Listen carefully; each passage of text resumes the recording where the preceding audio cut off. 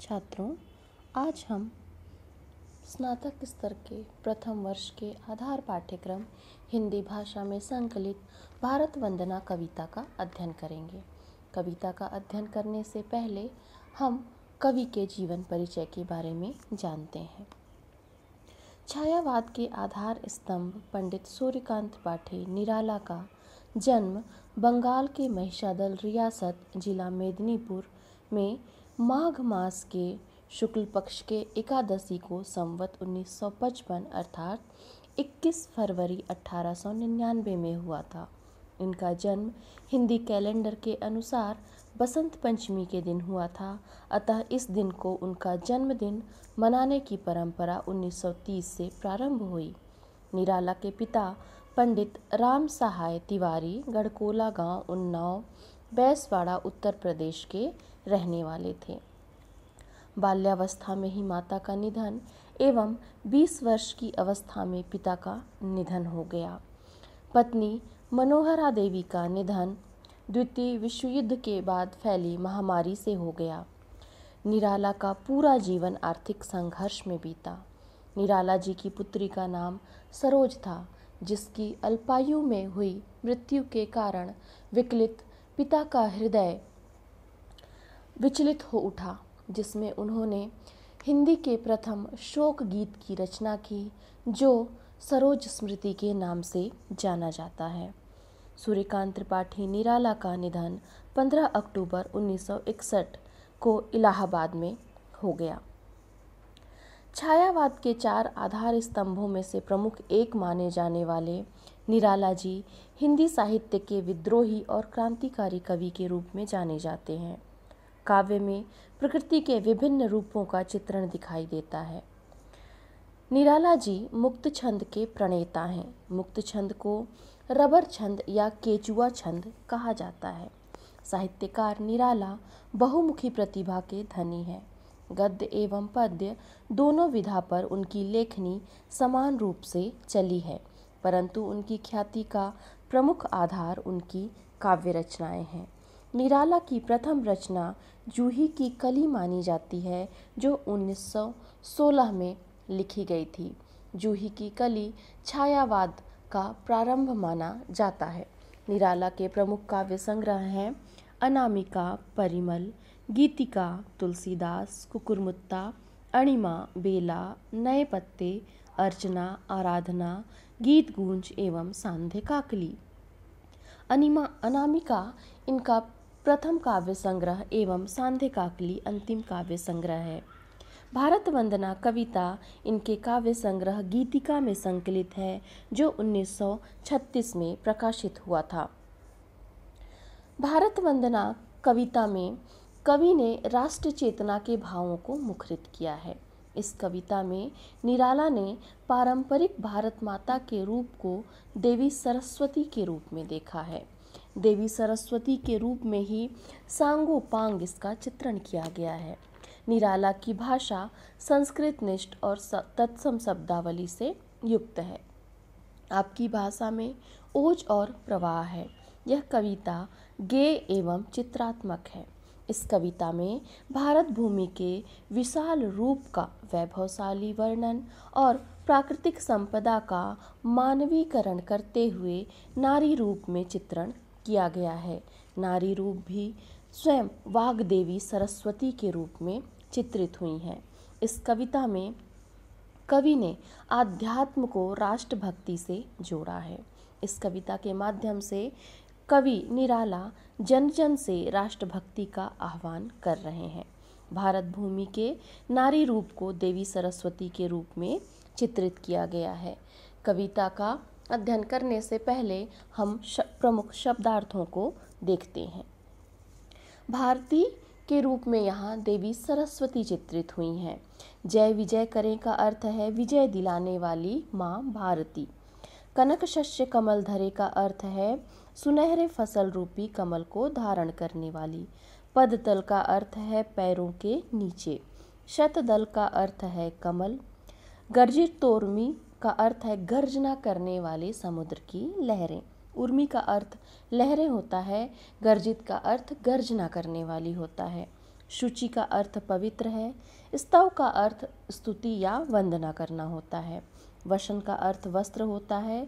बहुअर्थ भरे का अर्थ मतलब होता है अनेक अर्थों से भरे हुए हाथ। अंचल का अर्थ आंचल होता है। खचित सुमन अर्थात फूलों से जड़ा हुआ। गंगा ज्योतिर्जल कण का मतलब है ज्योति के समान गंगा के चमकते हुए जल कण। धवल सफेद को कहा जाता है। हिमतुषार यानी बर्फ, हिमालय।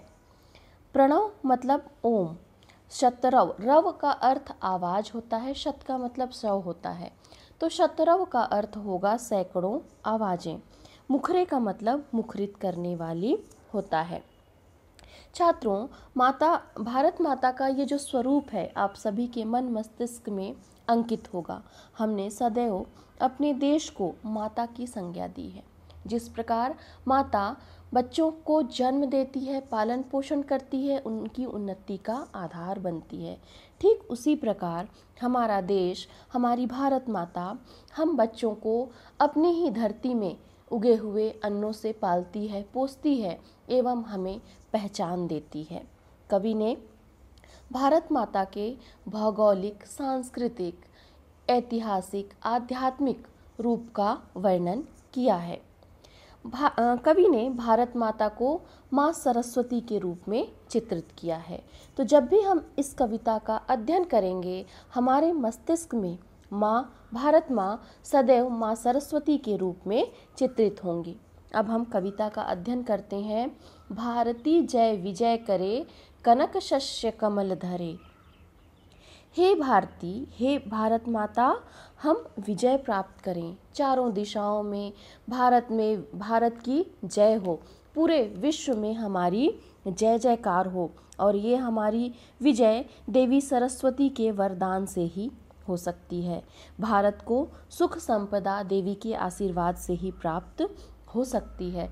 कनक शस्य कमल धरे, कनक का जो पर्यायवाची होता है, या फिर जब हम अनेकार्थी देखते हैं तो कनक शब्द का जो अनेकार्थी होता है वो होता है गेहूँ, सोना, ये दोनों चीज़ें इसमें आती हैं।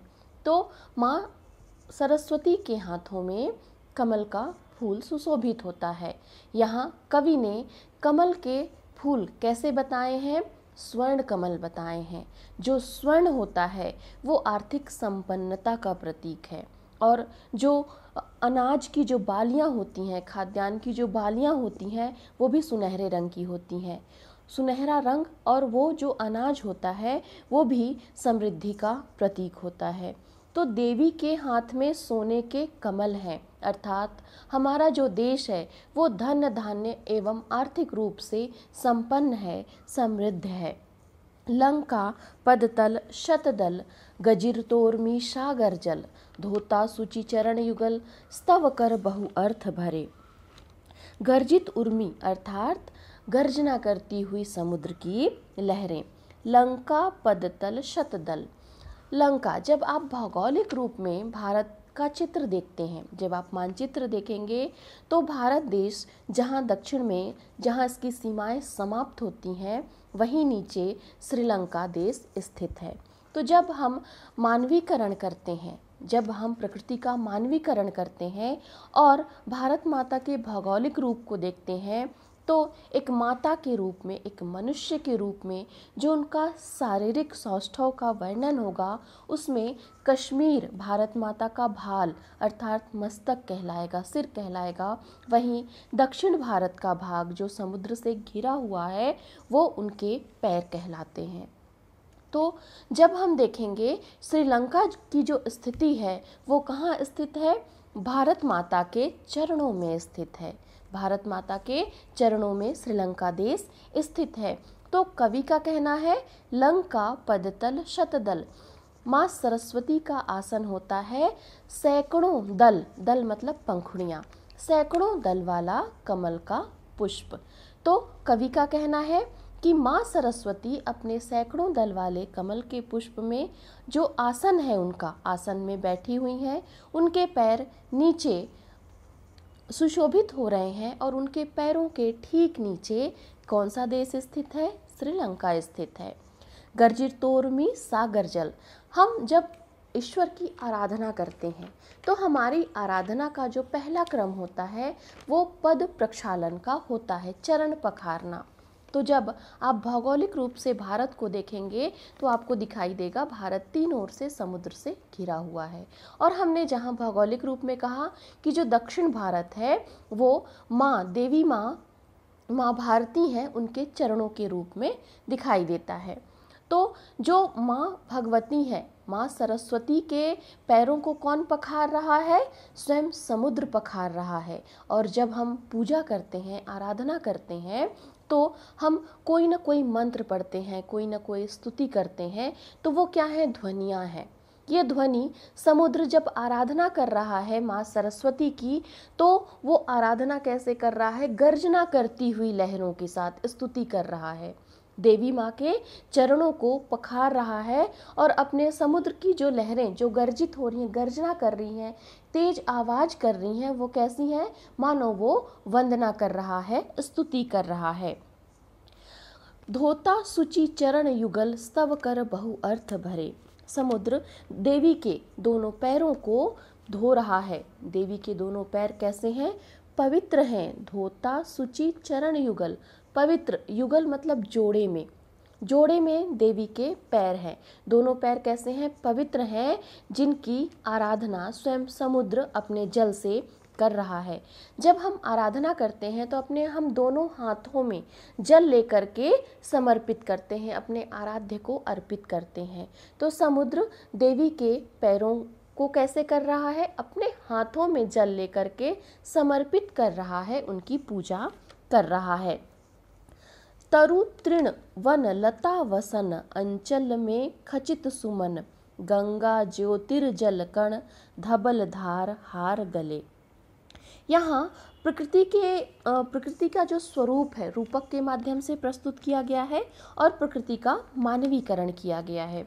तो माता के वस्त्र कैसे हैं? तरु, तरु का अर्थ वृक्ष होता है, तृण का अर्थ घास होता है, वन, जो वन उगे हुए हैं हमारे भारत में, जो वन क्षेत्र हैं, लताएं, ऐसे पौधे जो किसी सहारे से आगे बढ़ते हैं, वो लताएं कहलाती हैं। वसन का अर्थ वस्त्र है। तो देवी के वस्त्र कैसे हैं? भारत भूमि पर उगे हुए पेड़ पौधे, घास, लताएं, वन देवी के वस्त्र हैं। और इनका रंग कैसा होगा? हरा होगा। तो जब कभी भी आप भारत माता के चित्र को देखते हैं तो आपको भारत माता हरे रंग की साड़ी में नजर आती हैं। तो ये हरा रंग कैसा है?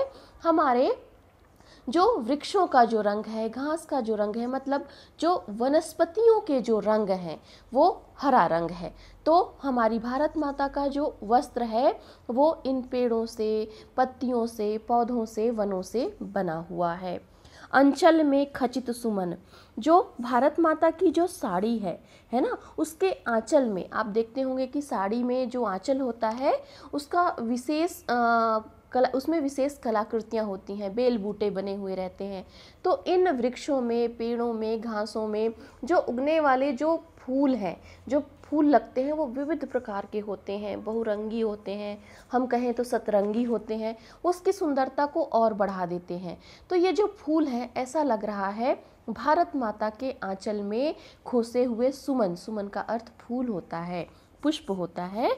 तो भारत में बहुत सारे प्राकृतिक दृश्य हैं, है ना। कवि ने इन पंक्तियों के माध्यम से भारत के प्राकृतिक सुंदरता को वर्णन किया है।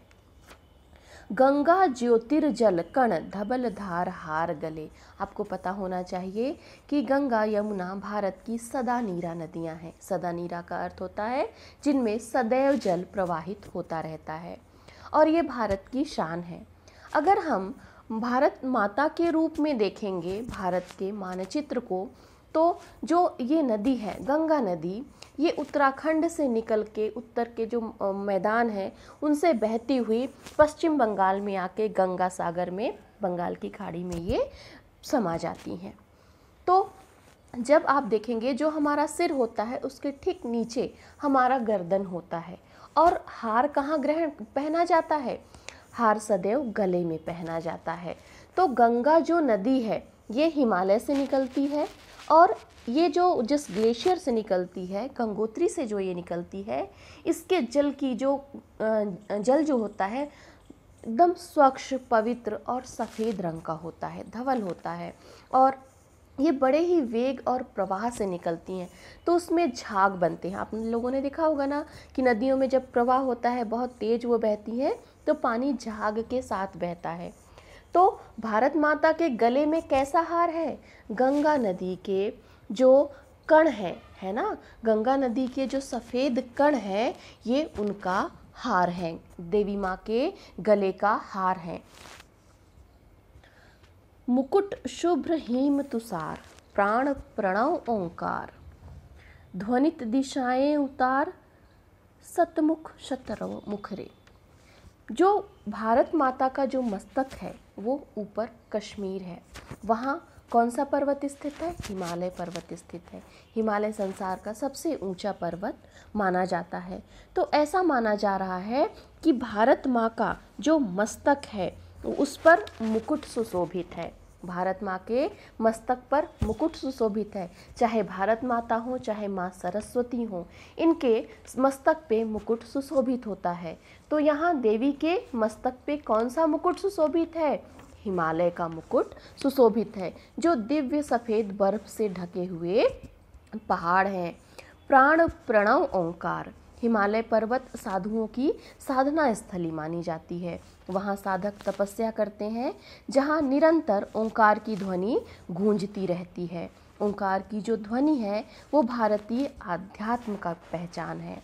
ओंकार की ध्वनि भारतीय दर्शन का प्राण तत्व माना जाता है। ओम की ध्वनि से 10 दिशाएं गूंज रही हैं। ओंकार की ध्वनि पूरे विश्व में भारत की महत्ता एवं श्रेष्ठता को फैला रही है। ध्वनित दिशाएं उदार, शतमुख सतरव मुखरे।